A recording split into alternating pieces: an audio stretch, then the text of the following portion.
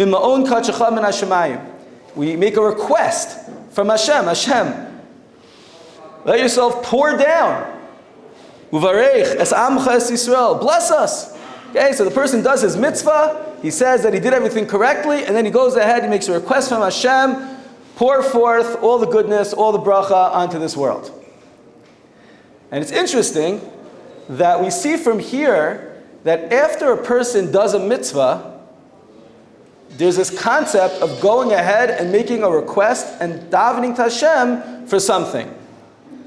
So for example, the Chafetz Chaim in this week's parsha, not in this pasuk, but in a different pasuk, he says that after bentching, after Birkat HaMazon, we have 4 brachos in bentching. That's the main part of bentching.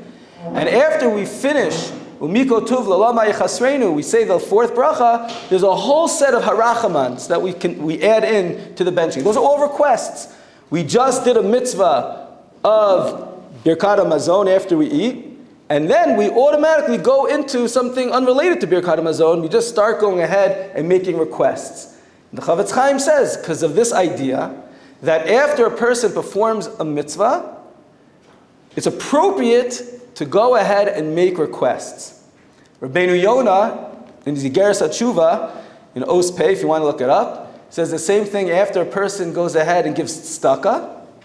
Okay, you go ahead and you give $1, give some money. Immediately after you give the tzedakah, you should go ahead and daven to Hashem for something. Make a request from Hashem. And maybe even more famously, Rabbeinu Bachai says in Sefer Shmos, in Perek Yates Pasuk Gimel, he says that after a woman lights the Shabbos candles on Friday night, she should go ahead and she should daven for her children, that her children should be Me'irim Esa'olam, Batorav Masim Tovim.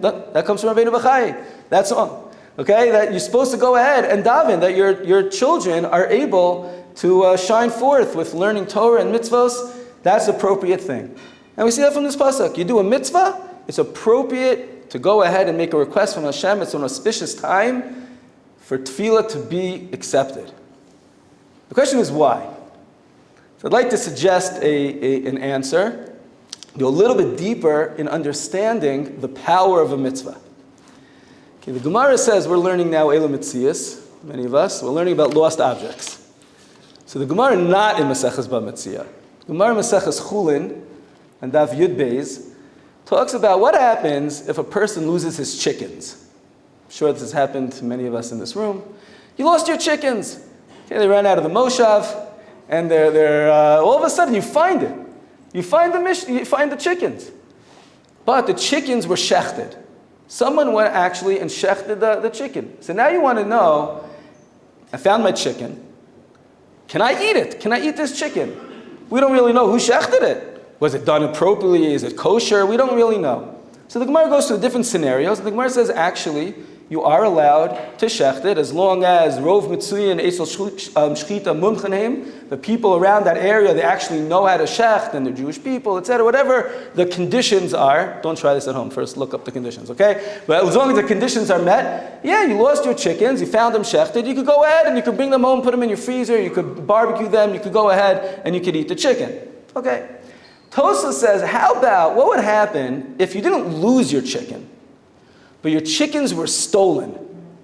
Some guy broke into your room, broke into your house, he stole the chickens, and now you found the chickens shechted. Is that the same case as if you would have lost your chickens? So Tosa's quotes from Tosefta, yes. It's the exact same thing. Even though it was stolen, you're allowed to go ahead and eat your chickens. Okay. But the Beis HaLevi, in a halachic tshuva, in the beginning of Chelik Beis, the Shel Shuvas Beis HaLevi, he says that the Rambam disagrees. And the Rambam says that if you lost your chickens and you found them, you could eat them. But if it was stolen, then you can't eat the chicken. Why? Well, maybe the person that shechted it was a kosher person. A good person, even the one who stole, why don't we trust him? Just because, nowadays it's not so mainstream to believe this, but just because someone did something wrong doesn't mean he's a terrible person in every other area. So for example, if someone steals, we still actually trust him to be a good witness. We could trust him to eat kosher. You could eat at his house. Just because he stole He cheated in business, doesn't mean he can't eat in his house, doesn't mean he doesn't keep kosher. So what's the difference? Who cares that this animal was stolen? So the Rambam says as follows. The Beis HaLevi explains as follows. He says that it's true. If this guy invites you to his house and you want to eat by him, you can. The problem is this specific animal that was stolen. And he says that if the person shechted the animal that was stolen, by doing so, he further removed it from the owner, right? The chicken was stolen from my house. The guy who stole it could have taken it and given it back to me. Once he shechts it, he can't give it back to me anymore. He further removed it from me. He continued in the act of stealing by taking it further and further away from me. So what? Says the Beis HaLevi. If you weren't following till now, zone in. Says the Beis HaLevi, because when a person is involved in doing something wrong, he's in the act of stealing, he is surrounded by like this bubble of a negative energy that could bring him to do things wrong that otherwise he wouldn't have done. Yes, it's true. This person's a kleptomaniac. He has a stealing problem. But that doesn't mean he doesn't daven with a minyan. It doesn't mean he doesn't put on tefillin. It doesn't mean that he doesn't keep kosher. This guy all around is great. Just this one thing is wrong with him. Okay. But when he's in the middle of the act, he's surrounded by a negative energy that makes him do other things that otherwise he wouldn't have done wrong. The Mishnah in Pirkei Avos calls this aveira, goreret, aveira. One transgression causes another person do that same person do another transgression.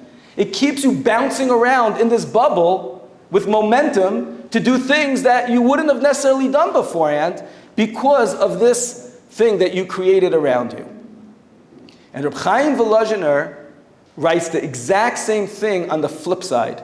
In the very beginning of Pirkei Avos, in the Sefer Ruach Chaim, he says that mitzvah goreres mitzvah, the same thing when we go ahead and we do a mitzvah, some of us sometimes think, check, I put on my tefillin, check, I learned Torah, check, I gave the tzedakah. And we go, how many checks did I get today? Ooh, a lot of checks, I'm a good guy.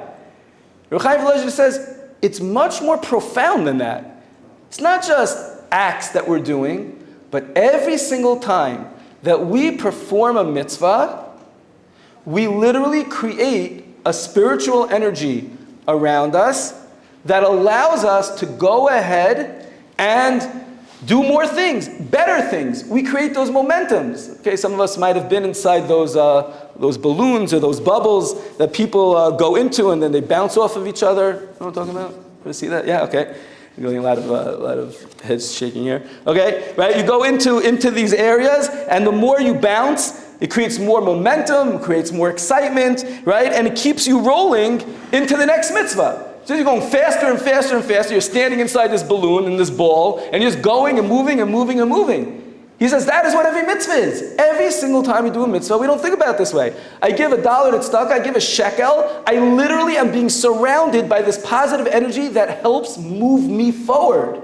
And actually, he explains, it can allow me to do things that I never thought I would have done. I didn't realize I could have helped this person in that way. But I just injected myself with so much spiritual energy that it allows me to move to the next mitzvah, and the next mitzvah, and the next mitzvah. So just like on the negative side, unfortunately, it could take people that never would have thought not to eat, they never would have thought not to eat kosher. But the guy stole, he's in the middle of the act of stealing, he's now inside this negative energy, and it gets him to do worse things. And unfortunately, I'm sure we all could relate to this. Sometimes we feel like we're in such a bad place that, I can't do this, and I can't do that, and I can't do this. And we just start doing other things that really we never would have done. It's just like once you slip, the whole thing falls apart. It's this negative energy that pulls us into worse and worse and worse places. But we have to appreciate the same thing happens on the positive side. The more that we do mitzvos, again, we're not just getting a point and 2 points and a 3-pointer, but we literally end up becoming like those power balls in the video games that you could just run through things and go through walls and just keep on going and going and going. We have that or hamakif, that light, that aura that comes around us that allows us to accomplish tremendous things. That's what Chaim Volozhiner explains. So now, if you think about it that way, the second a person gives tzedakah, you thought you were just passing by the lady down by the kotel and you gave her 10 goreret. Thought, like, okay, no, it wasn't such a big deal. You don't realize, right now I just got an injection of power, of energy. I'm sitting in a bowl of kedusha. I'm surrounded by a holiness that didn't exist on me 2 seconds ago before I took the 10 goreret and gave it to them. So now, in that bubble, in that situation of kedusha, that's the best time to go ahead and talk to Hashem. Hashem, I need help with this. Hashem, I need help with that. Hashem, help my children. Hashem, help me with this relationship. Hashem, give me a job. Hashem, help me succeed in my learning. You're in it. You're right there. You have a power to you. You're like a superhero. You can do tremendous things. So in that situation, that is the best time to go ahead and daven. Right after you go ahead and do a mitzvah. So we have to realize, as we are in the month of Elul, we're the halfway mark, basically, until Rosh Hashanah, and we're all thinking about how we can improve our ways. So first of all, we have to appreciate that it's not just, I did one little thing that maybe I could have corrected, another thing. There's something much bigger to our actions. Our actions carry lots and lots of weight to it, both on the negative and on the positive side.